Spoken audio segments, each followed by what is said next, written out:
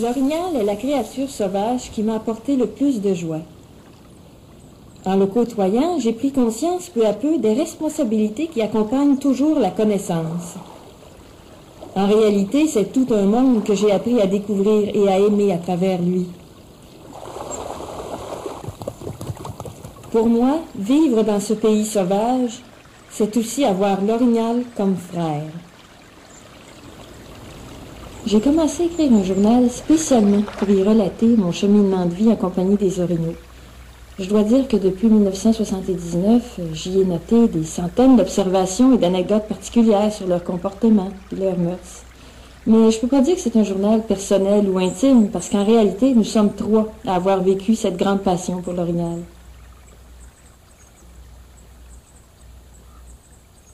Son père et moi, nous nous sommes mariés en juin 58. Et comme déjà à cette époque, nous aimions beaucoup la nature, nous avions décidé de faire notre voyage de noces en Gaspésie. Et c'est là que, pour la première fois de notre vie, nous avons vu un orignal vivant en pleine nature. Et quand on y pense aujourd'hui avec du recul, on peut même presque y voir un signe du destin. Parce que qui aurait pu imaginer à cette époque-là qu'on reviendrait un jour avec notre fille habiter en Gaspésie afin d'y étudier l'orignal, de l'observer et de le filmer.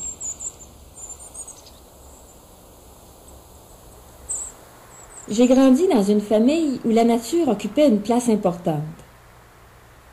Monique et moi sommes peintres, et le partage de notre intérêt pour la faune a sans doute contribué à renforcer notre vocation d'artiste naturaliste. Ces deux aspects de notre travail sont indissociables l'un de l'autre. Nous devons avoir l'œil et l'esprit ouverts pour transmettre une interprétation juste du monde animal à travers nos œuvres. En fait, nous travaillons tous les trois avec l'image, car Rénal exprime son amour de la nature en saisissant des scènes sur le vif, au hasard de ses randonnées.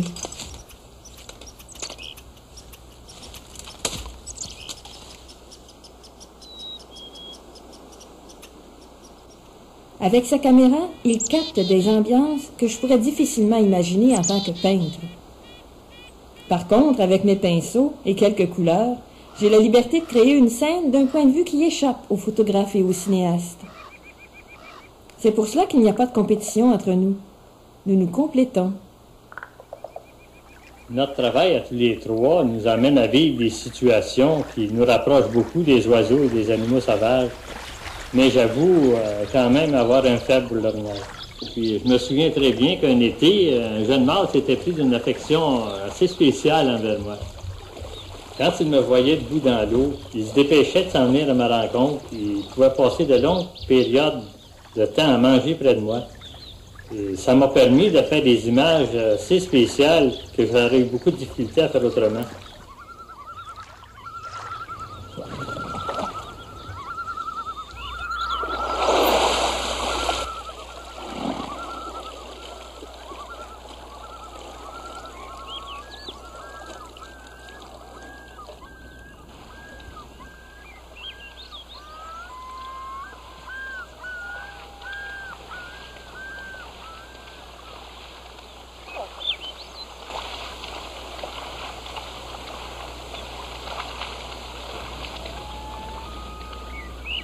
J'ai toujours été intéressée par les relations sociales que vivent les animaux entre eux, mais aussi par leur comportement en face de la présence humaine. À ce sujet-là, l'orignal était un animal très intéressant à observer parce qu'il est calme et réfléchi.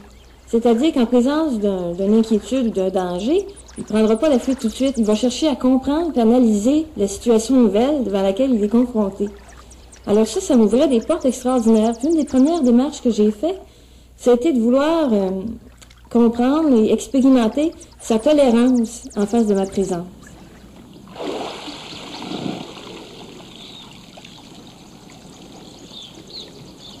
Les animaux possèdent une intuition extrêmement développée. Ils ne regardent pas, ils voient. C'est très différent. S'ils ne sont pas stressés, ils sont même capables de distinguer les intentions pacifiques des intentions malveillantes. Mais il n'y a rien d'ésotérique dans ce phénomène, parce que, dans le fond, la peur ou toutes les émotions dégagent des odeurs. Quand on a peur, on transpire, on fait une poussée d'adrénaline, et un animal qui a du flair est capable de décoder ces messages chimiques-là. Donc, ça devient très difficile de mentir à un animal qui a l'avantage de nous capter par tous ses sens, y compris par son intuition. Dans des conditions favorables, un orignal peut facilement flairer l'odeur d'un prédateur et savoir si ce dernier dégage l'excitation de la chasse ou l'indifférence d'un ventre bien rempli. Ce n'est pas l'odeur d'une espèce qui l'effraie, mais le message qu'elle transmet. Cette réalité du monde animal m'a aidé à comprendre le comportement des orignaux à notre égard.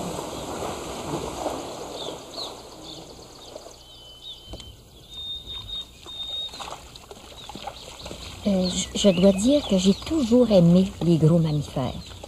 Et j'ai même eu mon propre cheval d'équitation durant plusieurs années. Ça m'a permis d'apprendre à comprendre le comportement des animaux, qui est sensiblement toujours le même, c'est-à-dire que c'est un comportement qui est simple et franc. Et le jour où Gisèle a communiqué d'une façon sonore avec une femelle orignale et qu'elle s'est approchée de notre embarcation, j'ai tout de suite compris qu'elle désirait faire plus ample connaissance. À la manière des animaux, faire plus ample connaissance, ça veut dire venir toucher avec son museau, flairer de près. La position dressée de ses oreilles et son approche sans dominance m'ont permis de la laisser faire à sa guise. Bien des conflits peuvent être évités quand on sait comprendre le langage de l'autre. Communiquer avec un animal et l'observer, c'est très différent. Je me souviens les premières fois que j'avais décidé de me présenter devant un orignal puis d'utiliser son langage, j'avais le trac. J'avais peur de ne pas être comprise, j'avais peur de me tromper. Et je me suis rendu compte que ma peur, ma crainte, mon manque de confiance en moi, c'était une limite que je m'imposais. Parce que l'animal, lui, était très réceptif. J'avais confiance en lui, mais j'avais pas confiance en moi. Alors, pour aller plus loin, il a vraiment fallu que j'ose le faire. Et j'ai été vraiment récompensée parce que, mon Dieu, il n'y a pas de mots pour expliquer ce qu'on peut ressentir quand un animal vient près de soi comme ça. Malgré mon accent humain, il m'avait compris.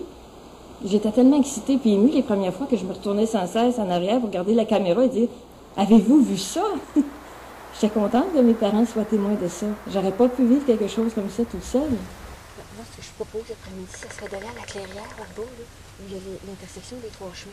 Ah oui. Puis on voit quand même une belle vue. Et puis un bon petit step.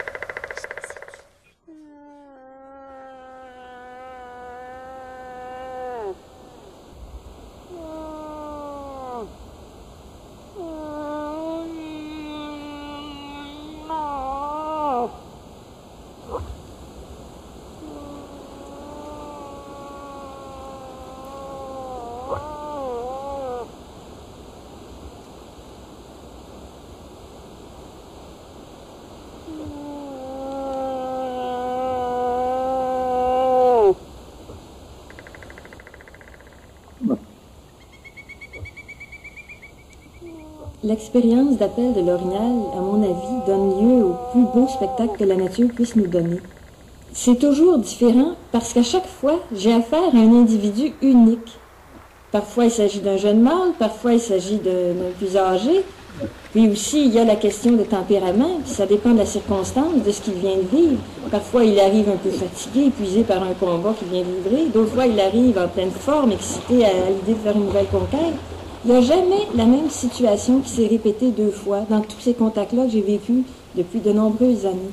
Toutes ces expériences m'ont donné une meilleure psychologie de l'orignal et m'ont fait l'aimer davantage. Je ne camoufle jamais mon odeur humaine parce que je cherche avant tout à communiquer avec les orignaux et je ne veux pas les tromper. Pour communiquer, il faut être ouvert, il faut se laisser voir, se laisser flairer. Dans le fond, je n'ai rien à cacher, puis l'orignal doit être en mesure de me juger. C'est à lui de décider si nous pouvons passer un moment ensemble.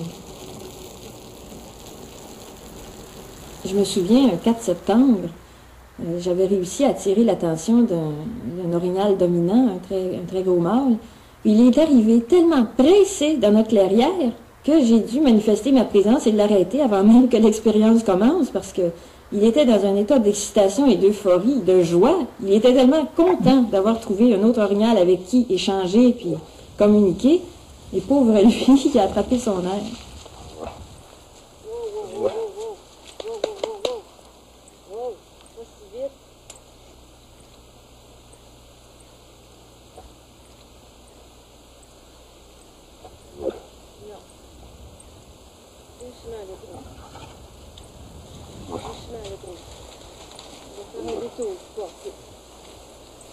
Un grand détour pour passer. Un grand détour pour passer. Doucement. Tu vas pouvoir passer.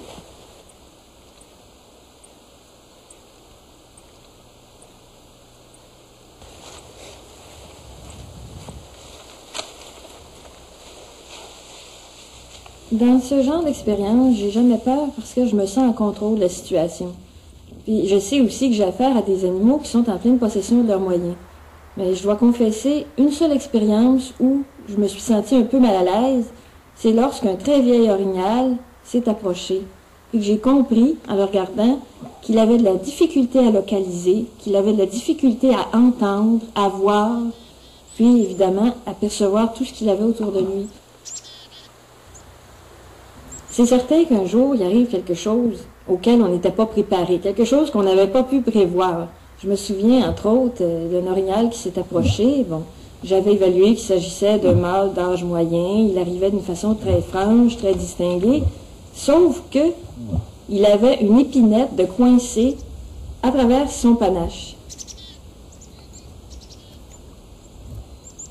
Si j'avais été une femelle orignale, c'est évident que j'aurais été charmée, séduite et renversée de voir arriver un prétendant avec une offrande pareille dans son panache. Mais moi, j'ai trouvé ça tellement drôle que mon fou rire a mis abruptement fin à l'expérience.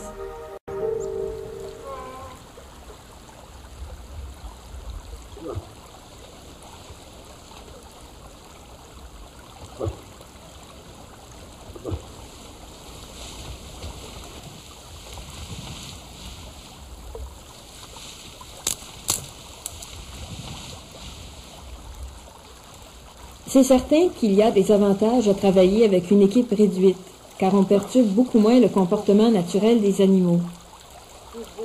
C'est très important d'être sur la même longueur d'onde. Je sais que le cinéaste me fait confiance et que chacun d'entre nous gardera son sang-froid, même si l'animal vient trop près. Notre complicité est le fruit d'un cheminement commun.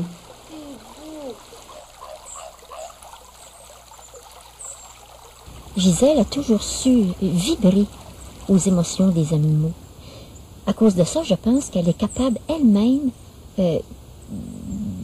d'accéder au monde des émotions des animaux. Et puis quand elle s'est décidée un jour à me dire, ben maman, je vais me fabriquer un faux panache, je vais me comporter comme un orignal pour avoir de meilleurs contacts encore avec eux, aller plus loin dans mes recherches, j'ai su qu'elle pourrait le faire. Ça ne m'inquiétait pas parce que je me suis dit, elle va savoir comment le faire. C'est instinctif, c'est en elle. Il y a plusieurs facteurs dont je dois tenir compte lorsque je fais ce genre d'expérience. Je dois tenir compte du tempérament de l'animal. Je dois tenir compte aussi de mon état d'esprit personnel. Il y a des journées où je me sens prête à aller très loin, d'autres journées où non. Il me semble que je suis moins dedans. Ça dépend. Il y a aussi un autre facteur dont je dois tenir compte et qui est très important, c'est que mes parents sont là, quelque part derrière moi, embusqués, et qui observent la scène. C'est déjà difficile de filmer les animaux en pleine nature, et ça devient plus compliqué de filmer Gisèle en interaction avec les animaux. C'est difficile d'avoir un beau cadrage d'image, parce qu'on ne peut pas prévoir où l'animal va surgir. D'un autre côté, je ne peux pas dire à Gisèle, ben casse-toi à droite, casse-toi à gauche, parce que ça ferait peur à l'orignal, ça mettrait fin immédiatement à l'expérience. Malgré toutes les précautions que nous prenons, Monique et moi, lors du tournage, Il arrive qu'un léger mouvement ou un simple bruit inattendu suffise à faire fuir l'orignal.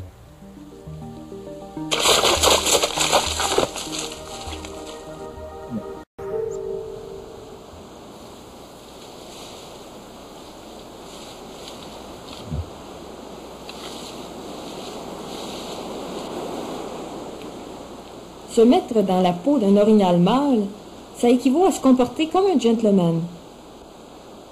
Quand j'expérimente un rituel d'intimidation avec un orignal, je sais que les règles sont strictes mais claires. Dans le fond, c'est un voyage dans un univers sans fourberie, dont on ressort toujours grandi, même s'il y a une certaine tension agressive. Ça n'a rien à voir avec la guerre telle que nous l'entendons. On ne veut pas détruire l'autre. On veut seulement le comprendre et tester son courage.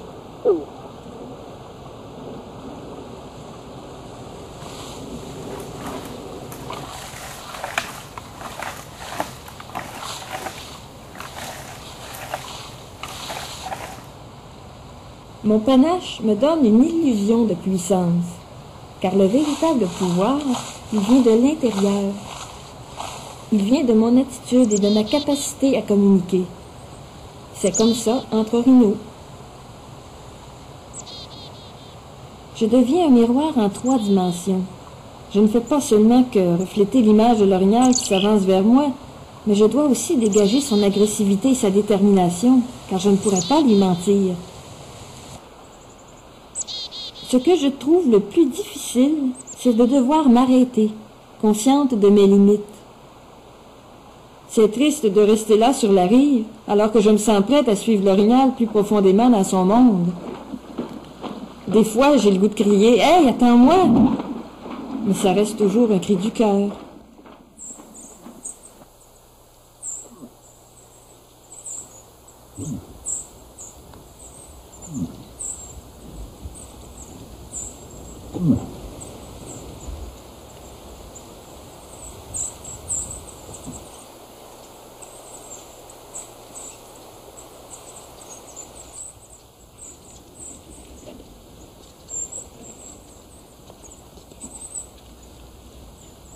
Je sais que mon panache de papier ne fera jamais de moi un véritable orignal. Mais il y a des jours où j'aimerais tellement pouvoir aller jusqu'au bout.